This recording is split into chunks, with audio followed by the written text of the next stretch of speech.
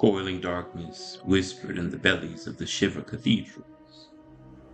A malicious chorus chanted soft hymns that sang to the evil in the hearts of its choir, cloaked in the ether of madness. Their arms and bodies swayed as the limbs of worn oaks in the autumn air. Their feet anchored to the stone floor as if taking up root. It never seemed to occur to any of them that they could topple over in their stances. Behind them, towering walls of bone and organ pipes climbed into the air, sticking out through the open ceiling.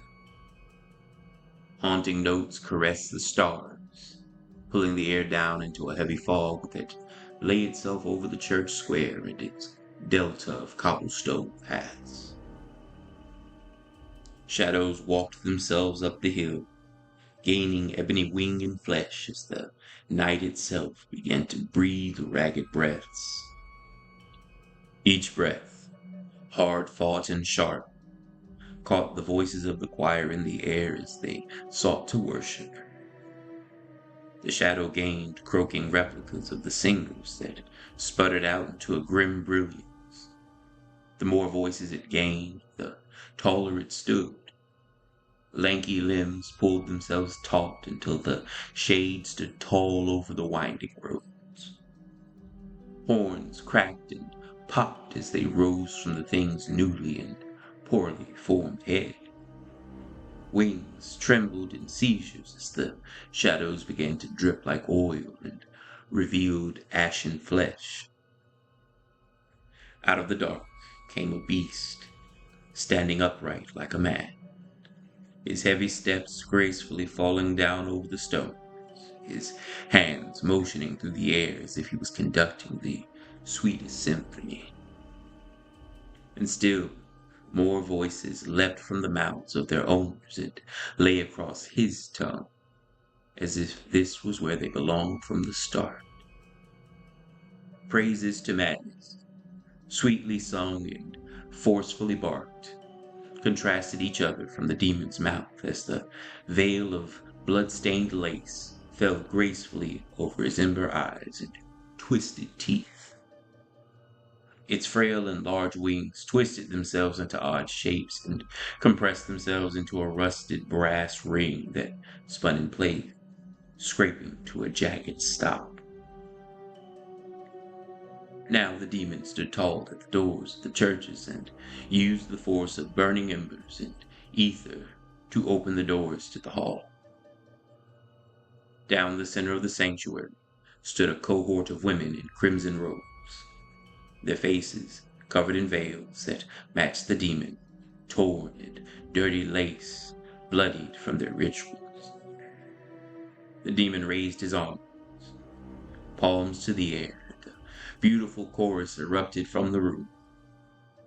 He walked until he took his place at the head of the choir, and a tangle of voices unfurled like a blossoming flower until they rose high above the congregation. Through the menagerie of stolen voices, a deeper, sinister tone called a name as he stretched an arm out. Ibini, he called. One of the women at the side of the walkway, her guts eviscerated and replaced by a pale, cool flame of ether, stepped with shaky legs up to the altar until she fell at the feet of her master. Her subdual was ragged.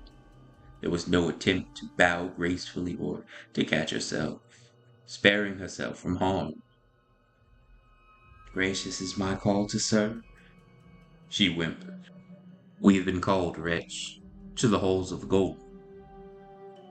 A smile crept across his face.